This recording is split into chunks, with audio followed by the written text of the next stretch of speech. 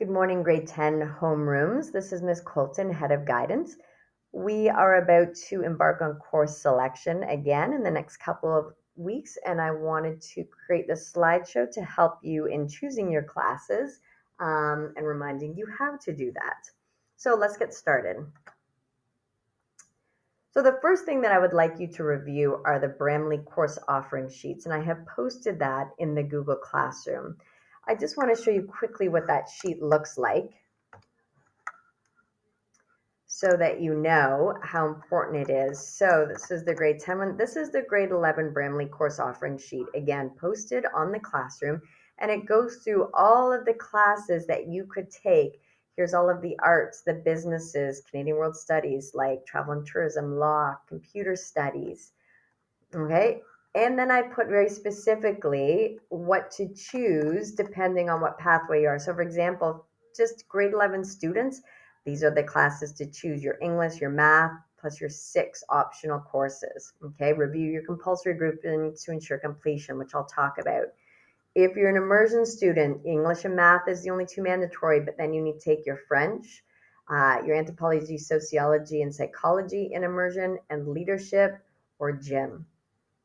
Okay, if you're a grade 11 student who wishes to enter the specialist high skills major in transportation, or if you're a regional student who's moved through our grade 9 and 10 regional student looking to continue into the specialist high skills major, you would choose English, math, and make sure you choose these 2 classes. Okay, if you would like to start the specialist high skills major in construction, you would choose English and math, and you can pick 2 of these. And I'll go into more depth on these in my slideshow, but I just wanted to show you how important this sheet is to plan for the career fair and to plan for courses. So let's go back to this slideshow. The other really important thing to plan is to attend the course fair, which will be Monday, February 13th during period 2. And that is where you get the opportunity to move between departments and ask teachers very specific questions about classes. Okay, determine the 2 compulsory courses you need. What are the only 2 classes you need for grade 11? English and math. And then your 6 optional courses based on your pathway, because now in grade 11, you need to choose your pathway. And is that pathway going to work? Is it going to university? Is it going to college? Okay, we already know that your Ontario Secondary School Diploma is a 4-year program. And within those 4 years, you will need to get 30 credits. 18 of them are compulsory, meaning you do not have an option. The government mandates you have to take them, like 4 English credits, 1 every year, 3 math credits, grade 9, 10, 11. You also get to choose 12 optional courses, and those will become very important this year because those optional courses determine your grade 12 optional courses, which will be prerequisites for various university or college level programs. You'll also need to do your 40 hours of community service. So hopefully you've started that by now. And if you have some and you haven't given them to your counselor, come fill in a volunteer hour sheet, which can be found right outside the guidance office, posted on the wall, and hand in whatever hours you have just so they don't get lost. You also will have needed to complete your literacy test. So your writing, the grade 10 writing, should be coming up in the spring this year. So we'll want to make sure that we pass that. And if not, we'll have to have an option either to rewrite it the following year or to take an OLC course. Okay, so your compulsory credit requirements, a lot of them you should have already completed. So you will have completed the science credits that you need to graduate, the arts credits, geography, history, French, career, civics, and phys ed. If you have not done one of these, then you need to look very specifically at your My Blueprint, track that, and make sure you're choosing it in grade 11. Please note that if you're an ESL student, you do not need to have taken French. Or if you have GLE, that can also replace French. So ask your counselor. If you're a grade 11 student, you're like, oh my gosh, I don't have French. What happened? How come I didn't take French in grade 9? Ask us before you choose it because you probably don't need it. Okay, so again, the only 2 classes that you're going to need to choose next year are your English and your math. However, next year you need to choose the level that you take them. They're no longer de-streamed. You'll also need, by the time you graduate, 1 credit in each of these categories. So in group 1, you will need a credit in either art, business, health and physical education, co-op, or French. You'll also need 1 credit from the second box, so Canadian World Studies, English, Social Studies, French, etc., and 1 credit in the last box, either a Senior Studies or a Tech, Computer Studies, French, or Co-op. So it's important to look at my blueprint and make sure you've checked all these boxes off as well. You don't want to wait until grade 12 and realize, oh, wait a sec, I didn't get something from group 2. I need to take a Canadian World Studies or Social Science, and now I don't have room to fit that in my timetable.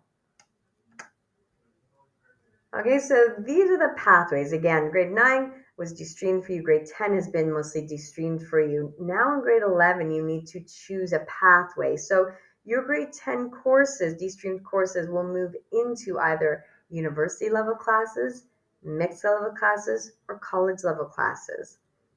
If you took a grade 10 workplace, like an SNC 1LO or an ENG 2LO, those move into a workplace program in grade 11. Okay, so the first one that I'm going to show is grade 11 math, because many people choose the wrong math. So if you took MAT 2LO, workplace level math, the only course that you can take after that is the MEL 3EO. The MEL 3EO will take the place of your third math, and you will have done your mandatory 3 credits in math to graduate. If you took 2DO, the de-streamed, you now have an option. You can move into college level math, the MBF 3CO, and college level is indicated by this C. You can move into the mixed math, which can be used for only 1 grade 12 university level course, and that's data management. And please note that data management cannot be used for an engineering or science degree. So if you are planning to go into science or engineering, this MCF 3MO is not the math you should be taking. Okay? Or you can move from 2D into the MCR 3U. Okay? And MCR 3U is a prerequisite for grade 12 functions in calculus. Please note that these both are very difficult courses, and we are looking that you probably have a 70 or over to find some success in either of these classes. Okay, so grade 11 course selection, the classes that you'll be choosing are your English, either at the college, the university, or the workplace. And note that the English in grade 11 is a different code. We've changed the class this year. It's MBE 3CO for college, or MBE 3UO for universities. And it is more of a native studies nature course in Aboriginal voices. The math that you have the option of taking is either college level math, mixed math, university level math, or workplace math. So there are your 2 compulsory courses, and now you get to choose your 6 optionals with your destination in mind. What is your pathway? If you're a grade 11 immersion student, you choose your English and math, and then your 3 immersion courses. Immersion, and then your anthropology, and then you have the option to either take leadership or phys ed. Okay, please make sure you're choosing the ones with that V at the end, which indicates that they're immersion courses. Okay, so in grade 11, you have 3 immersion courses. Next year in grade 12, you'll just have 1 immersion courses, and that's your core French immersion class. Okay, are you interested in entering into the specialist high skills major? So we have for 2 specialist high skills major in grade 11 and 12 in the transportation sector, okay, or the construction sector. And transportation sector is specifically in truck and coach and diesel mechanics.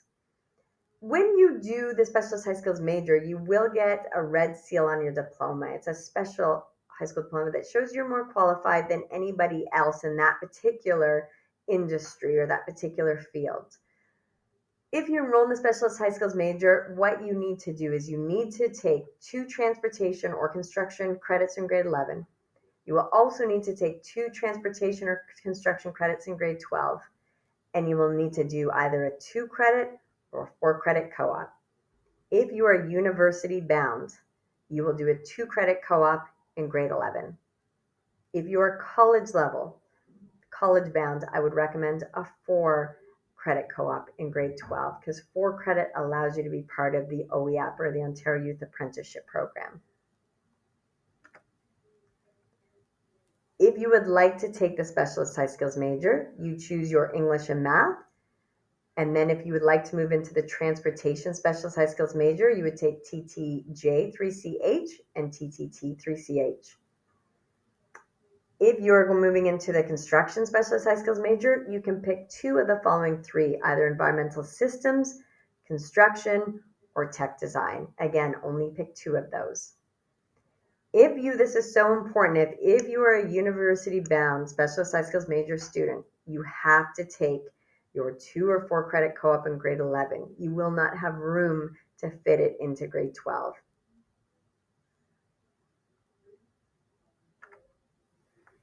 So now is the time you really need to think about pathway, whether you will be entering the workforce or going to a college, university, or an apprenticeship program. So in order to plan ahead for those destinations, if you plan on going to university, you will need a minimum of 6 grade 12 university or M-level courses. Your grade 11 ones are important that you're choosing next year because they'll be looked at, their marks will be looked at, but to get into university, you need a minimum of 6 grade 12 U or M courses, including whatever prerequisites that you need. So for example, to get into an engineering program, you're going to need university level physics, university level chemistry, university level functions, university level calculus, university level English. Okay, college are based on prerequisite college courses. So they're going to look, number one, at your English college level, and then whatever they ask you to have. So if you're entering into dental hygienist, they're going to want to see your college level biology and college level chemistry and college level math. Colleges now are amazing in that they offer degree programs. So you can go to college and do a university degree program, like an engineering program or a nursing program. But if you plan on doing that, you still need to have your 6 grade 12 university or M-level courses. And if you plan on going to an apprenticeship or work, the most important or the best course that you can choose is our 4 credit co-op program. That will involve an OEAP, Ontario Youth Apprenticeship Program, where you can start your apprenticeship hours before you graduate. So I think you've seen this slide before, and this slide is just to show how many different pathways are in a particular industry. So many students come down to our office and say that they're interested in working in the health industry. But there's so many different opportunities in the health industry. You really want to look at what pathway is best for you, what classes you really like, what type of marks you're getting, and then we can help you sort of determine your best route there. So for example, a medical radiation technologist is the highest paying diploma program in Ontario right now. So that's a college level program to do that.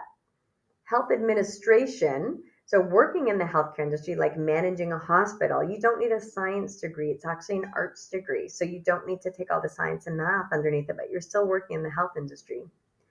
Paramedicine or paramedic is usually a joint degree and diploma program between a university and a college, and you're getting a degree and a diploma at the same time. Kinesiology, which can lead to chiropractor or physiotherapy, is a Bachelor of Science. Bioethics is an arts degree. Fitness and health promotion is a diploma at college. Developmental service workers, an apprenticeship program in the workforce. Addiction and mental health graduate is a certificate program. A certificate program is not something you can do immediately out of high school. You need to have a diploma or degree first. So for example, you could go to university for a social work degree or to college for a child and youth work diploma and decide that you really want to focus on addiction and mental health. So after your diploma or degree, you can then apply to do a 1-year certificate where you specialize in that industry. You can also do entrepreneurship, where a personal trainer is on your own. You do it online and get your own certification that you can then use in employment. So I just put this up as Canada's top jobs, just to show you to look outside the box a little bit. So, we talked about health manager. They're, one of the top paying managing a hospital or some type of healthcare industry, about an average of about 110,000. Then we're looking at some engineering, especially petroleum and chemical based. Utilities manager, and that's like hydro or gas. Mining, pouring supervisor, which is a college program. Piloting, occupational therapist, police and firefighter, urban planners, human resources, statistician or actuarian, power line cable worker, which is a college program, engineering, locomotive engineering, pharmacist, elevator mechanic. Elevator mechanic is a very high paying job because there's only one college that offers that program. This is just an example of thinking outside the box a little bit about, everybody always says teacher, doctor, nurse. I don't think you see any of those here. And this is based not only on income, but also opportunity, how many spots there are in this industry for people coming out of university and college programs. Regardless of where you go, so all employment sectors have a full range of opportunities and pathways. So if you want to work with children or adolescents, you can do it as a child and youth worker and go to college or an apprenticeship program in the workforce, or you can go to university and do social work. And then you can even get a master's degree in social work. Okay, each of these have very different prerequisites to get into them. They take different lengths of time to complete them, and they are associated with different pay scales once you complete them. If you end up doing a diploma in child and youth work and you're like, you know what, I really want to go to university and do my degree and I want to do it part-time, you can absolutely do that. And please note that you would not start from scratch. So you would not start from year one at university. The university would give you credit for your 3 years of college and you would start in your third year of university. So in 5 years, you could actually have your social work degree and your child and youth worker diploma. So important points to remember is to attend the course fair, which is Monday, and choose your classes wisely. It is so important in grade 11. I cannot tell you the number of grade 11s that don't choose physics, for example, and come back and realize in grade 11, I wanted to go into computer science. I didn't know that I needed physics. So really look at what your prerequisites are, and I'll show you how to do that. Choose 8 credits. You do not qualify to take a spare. Regardless of whether you do summer school and have extra credits, you do not qualify for a spare. Know your prerequisites for post-secondary programs, which I'll discuss. And be very cautious of the course codes you're choosing. For example, gym, the PPL 20F and the PPL 20M, and so that should say PPL 30F and PPL 30M. So grade 11, boys and girls gym, or grade 11 boys and girls weight room. Be careful that you're choosing the right gendered course. And if you prefer non-gendered, there's that opportunity as well. So important points to remember, you should have a 70% in your grade 10 D-Stream math to continue in 3 or 3M. It's not a hard rule, but I just want to ensure that you have success in grade 11. Your grade 11 choices will directly affect your grade 12 options. Okay, so if you realize that you need grade 12 biology, but you didn't take grade 11, that means in grade 12, you're going to take 11 and 12, taking away from your grade 12 options. Universities and colleges will look at your grade 11 marks. They're very important. Get your volunteer hours done early so you're not waiting till grade 12 and have that extra stress to do as well. So I talked about doing your research. I've said many times, know the prerequisites for post-secondary programs, and you're probably wondering, okay, how do I do that? My blueprint is a wonderful tool to do that. So if you go into my blueprint and look under post-secondary on the left-hand side, you can type in a program that you're interested in. For example, game design. Okay, a lot of people are now interested in animation or game design. I plug that in, and I've also filtered this by Ontario. I just want to look at the places in Ontario I can do this. I could also filter by pathway. I want to do it at college or university. Okay. When you do that, up will pop all of the programs in college and university, and you can then go into them to see what their prerequisites are. Another great way to look is ontariocolleges.ca. Okay, super easy. If you plan to go to college, you can go into programs. You can type in a program you're interested in, like nursing or child and youth work or police foundations or mental health, and a ton of different programs will pop up, and then you can enter into those websites and see what prerequisites they're looking for.